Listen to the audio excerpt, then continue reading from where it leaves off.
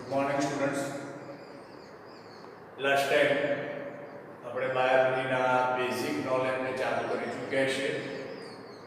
એની અંદર કોષ રચના સુધી આપણે રિમાઇન્ડ કરી ચૂક્યા. પ્રાણી કોષ, વનસ્પતિ કોષ વિશે છેલ્લે આપણે જોયું હતું. અને હવે એ જ પ્રમાણેનું વર્ગીકરણ વિદ્યા તમારે જે ભણવાની છે એ વર્ગીકરણ વિદ્યાની અંદર ઉપયોગી બને એવા કેટલાક ચાર્ટ્સ અને શબ્દો વિશે આપણે આજે જાણીશું. એ ચાર્ટ્સ ડિટેલમાં બુકની અંદર બધા આપેલા નથી, પણ આપણે સમજૂતી દર્શક તરીકે એનો ઉપયોગ કરીશું કે જે ક્યાંય ને ક્યાંય તમને વર્ગીકરણ દરમિયાન ઉપયોગમાં આવશે. મોટે ભાગે જ્યારે વર્ગીકરણ શબ્દ છે એને પહેલા યાદ કરી લઈએ. ક્લાસિફિકેશન જેને કહેવામાં આવે છે, તો સજીવોને એમના લક્ષણોની સમાનતા અને ભિન્નતાને આધારે સજીવોને તેમના લક્ષણોની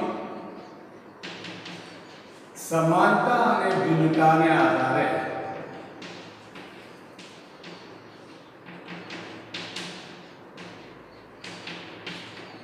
નાના મોટા જૂથોમાં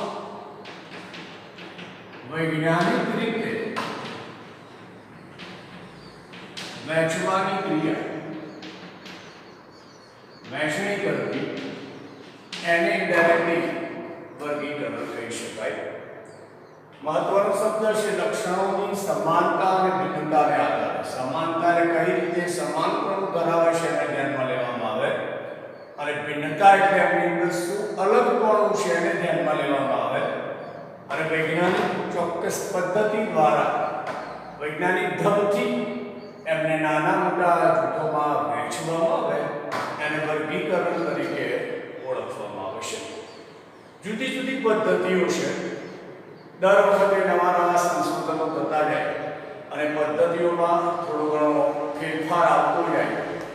કેટલીક ભૂતકાળમાં સ્વીકાર્ય વસ્તુઓ હાલ વર્તમાનમાં અસ્વીકાર્ય હોય, તો કેટલીક નવી સ્વીકાર્ય બને, એ પ્રકારે ફેરફાર થતા રહ્યા છે.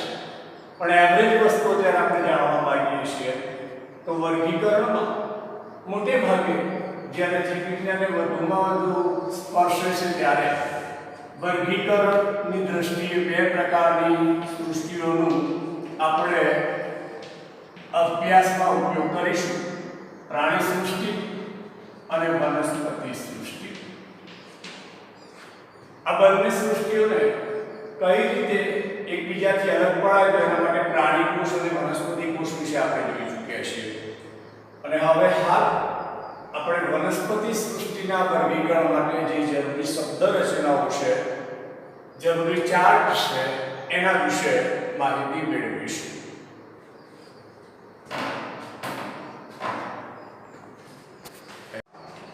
વર્ગીકરણની દ્રષ્ટિએ વનસ્પતિ માટે આઇકલર નામના વૈજ્ઞાનિકે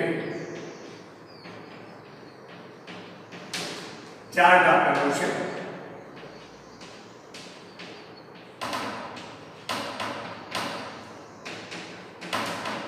ફરી ધ્યાન દોરું છું કે આ સમજવા માટે છે, ઉપયોગમાં લેવા માટે છે.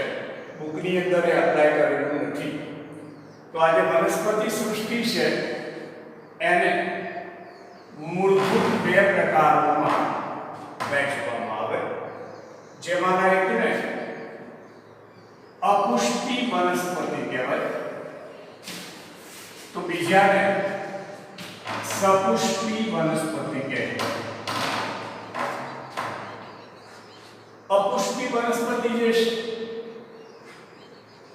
એને ફરી પાછી વર્ગીકૃત કરવામાં આવે છે એકાંગી, દ્વિઅંગી અને ત્રિઅંગી તરીકે. આમના અંગ્રેજી શબ્દો પણ ધ્યાનમાં લેવા જેવા છે, પૂછાતા હોય છે. જેમ કે એકાંગી તો એને કહેવામાં આવશે થેલોફાઇટા. દ્વિઅંગી તો એને કહેવાય છે બ્રાયોફાઇટા. ત્રિઅંગી એને કહેવાય છે ટેરિડો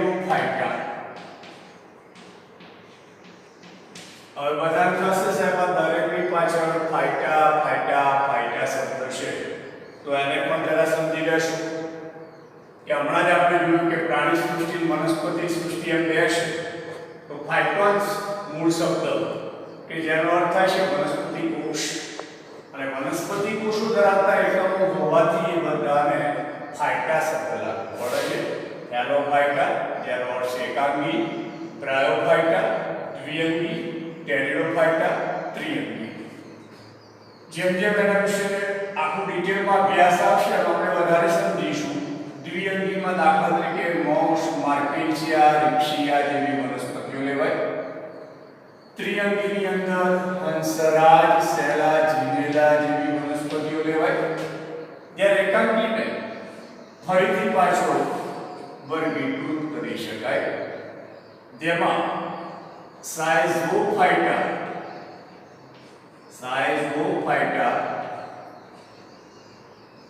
લીલ, ફૂગ અને લાઇકન એનો સમાવેશ થાય છે. સાયઝોફાઇટા જેમાં તમામે તમામ પ્રકારના જીવાણુઓનો સમાવેશ થાય. જ્યારે લીલની અંદર જુદી જુદી લીલ આવે, આમાં ફૂગ આવે, આમાં લાઇકન. સપોઝ ચલો કે જીવાણુ છે. જીવાણુ એટલે બીજા શબ્દો તમે જાણો છો બેક્ટેરિયા કહેવાય, વિવિધ પ્રકારના. દાખલા તરીકે તમારું જાણીતું એક નામ યાદ કરીએ કે રાઇઝોબિયમ, લેક્ટોબેસિલસ ઘણા છે. વ્યક્તિગત અભ્યાસમાં ડિટેલ જોવામાં આવશે. ત્યારે લીલ છે માની લો તો દાખલા તરીકે છે સ્પાયરોગાયરા. આખું વિજ્ઞાન છે લીલનું આલ્ગિયોલોજી. એ પ્રમાણે ફૂગ છે દાખલા તરીકે તો એનું ઉદાહરણ છે બિલાડીનો ટોપ. લાઇકન્સ છે તો એનું ઉદાહરણ છે ઉષ્મિયા, દગડફૂલ,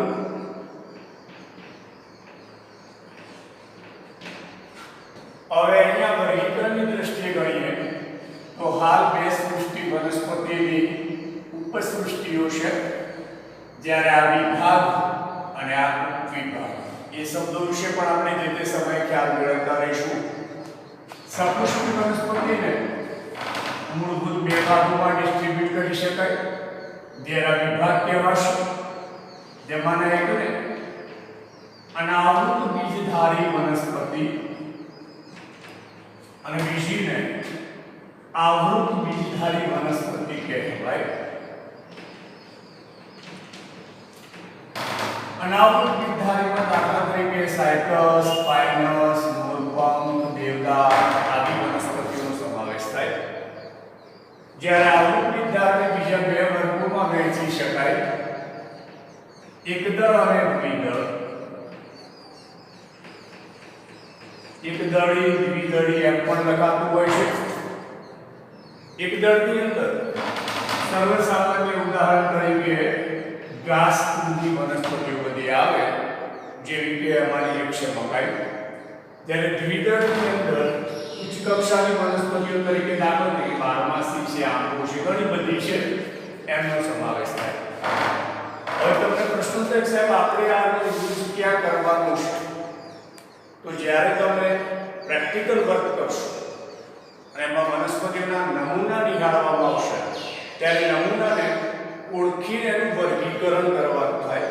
એ દરમિયાન આનો ઉપયોગ આપણે કરી શકીએ. દાખલા તરીકે અહીં સમજૂતી દર્શક તરીકે આપણે લઈએ તો આ બંને ઉપસૃષ્ટિ કહેવાય, જ્યારે આ બધા વિભાગ કહેવાય. અહીંયા પણ આ કહેવાય વિભાગ, આ કહેવાય વર્ગ, આ કહેવાશે ઉપવિભાગ. હવે આ રીતે જ્યારે આપણે સમજીએ છીએ ત્યારે ચલો માની લો કે મારે વર્ગીકરણ કરવું છે સ્પાયરોગાયરા નામની લીલનું. તો એ વર્ગીકરણ આના આધારે આવડતું મને તો કરી શકું. જેમ કે મને આપવામાં આવશે સ્પાયરોગાયરા, તો ત્યાં એની સૃષ્ટિ થશે વનસ્પતિ, ઉપસૃષ્ટિ થશે અપુષ્પિ વન, જ્યારે એનો વિભાગ થશે એકાંગી ઉપવિભાગ થશે લીલ. તો આજે મેં કર્યું એનું ક્લાસિફિકેશન કર્યું કહેવાય, વર્ગીકરણ કર્યું કહેવાય. લીલ સ્પાયરોકાયરા, દાખલા તરીકે સ્પાયરોકાયરા. એ જ રીતે ચાલો બીજું ઉદાહરણ આપણે સમજીએ.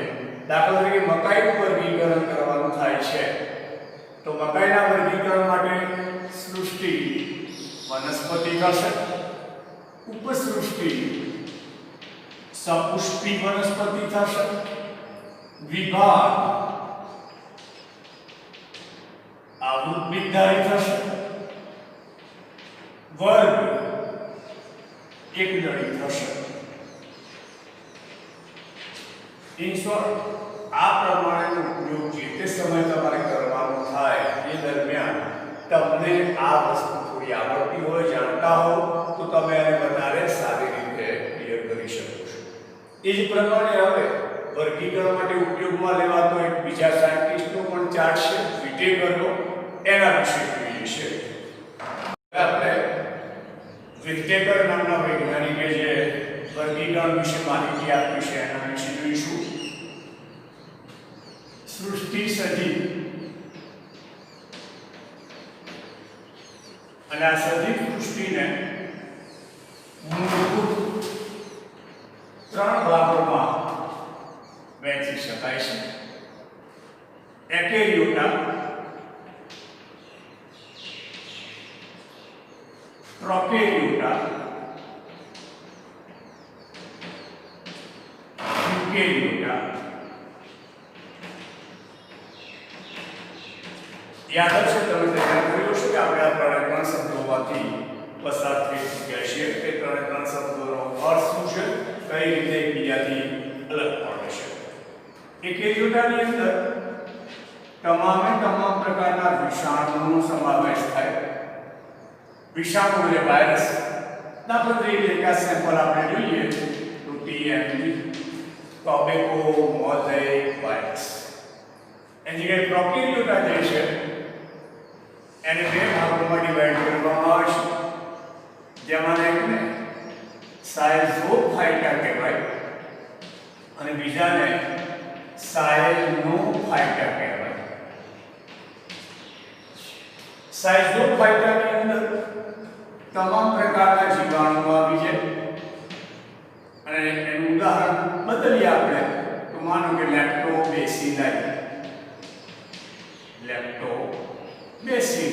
બેક્ટેરિયા છે એક પ્રકારના, જાણો છો એના વિશે, કે જે દૂધનું દહીંમાં રૂપાંતર કરતા હોય છે. સાયનોફાઇટા એની અંદર નીલહરિત લીલ આવે, બધી એક પ્રકારની આદિ લીલો કહેવાશે. દાખલા તરીકે નીલહરિત લીલ માટે આપણે વિચારવા જઈએ તો સ્પાયરુલિના, એના વિના. યુકેરિયોટા છે, માનો યુકેરિયોટાની અંદર ફરી પાછા આપણે ડિવાઈડ કરીએ. આની અંદરનો સ્ટોક એના વિના રહી શકાય, હમણાં કોઈ ધ્યાન રાખશો. યુકેરિયોટામાં ફરી પાછા પ્રોટિસ્ટા, ફૂગ, મેટાફાઇટા અને મેટાજુઆ એ પ્રમાણે ડિવાઈડ કરી શકાય. મેટાજુઆ જો શબ્દ પાછળ શું લાગ્યો? જુઆ. અને હમણાં મેં કીધું તમને કે ફાઇટા શબ્દ લાગે છે તેમાં બધી વનસ્પતિ હોય, જ્યારે જુઆ શબ્દ જોઝ પ્રાણીઓ માટે છે. એ આપણે આ સ્વતંત્ર રીતે સમજીશું જે તે જરૂરી સમય. ફૂગની અંદર ઉદાહરણ લઈએ આપણે તો માની લો કે ઈસ્ટ, મ્યુકોસ, હમણાં લખ્યો એ બિલાડીનો ટોપ, જ્યારે મશરૂમ પણ કહી શકાય. પ્રોટિસ્ટાની અંદર ફરી પાછા ભાગો પડે લીલ, લાઇકન્સ, પ્રજી. લીલની અંદર પેલામાં સ્પાયરોગાયરા ઉદાહરણ દીધું છે. અહીંયા માની લો બીજું ઉદાહરણ બદલીએ, ઉડોગોનિયમ. ઘણાને એમ થશે સાહેબ અહીંયા લીલ છે અને અહીંયા લીલ, તો બે વચ્ચે રચનાત્મક ડિફરન્સ છે કે જે તે સમય તમે ધ્યાનમાં લેશો. લાઇકન્સ ઉડોગોનિયમ લાઇકન્સ તરીકે માની લો કે દગડ ફૂલ લઈ લઈએ. પ્રજીવ તરીકે તમે જાણો છો સર્વસામાન્ય અમીબાશ. જ્યારે મેટાફાઇટા એનો વિશેષ અર્થ થાય છે ગર્ભધારી વનસ્પતિ. ગર્ભધારી વનસ્પતિ અને એને ડિસ્ટ્રીબ્યુટ કરવામાં આવે છે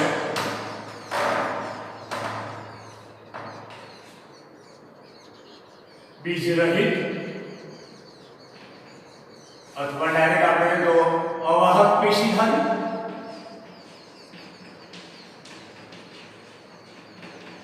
વાહક પેશી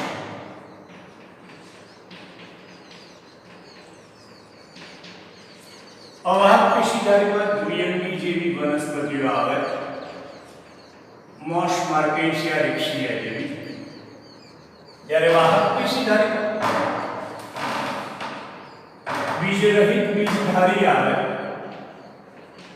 બીજ રહિત બીજધારી. બીજ રહિતની અંદર ત્રિઅંગી વનસ્પતિઓ આવે. દાખલા તરીકે હંસરાજ હમણાં જોઈએ આપણે ત્રિઅંગીમાં. બીજધારીમાં અનાવૃત બીજધારી અને આવૃત બીજધારી આવે. અનાવૃત બીજધારી જે છે એમાં ઉદાહરણ દાખલા તરીકે સાયકસપાઇડસ, મૂળપંખ, દેવદાર. જ્યારે આવૃત બીજધારીના ફરીથી બે વર્ગ આપી દેવાના છે, એકદળ, દ્વિદળ. એકદળમાં હમણાં જોયું એ પ્રમાણે મકાઈ જેવા, જ્યારે એમાં તો બારમાસી જેવા.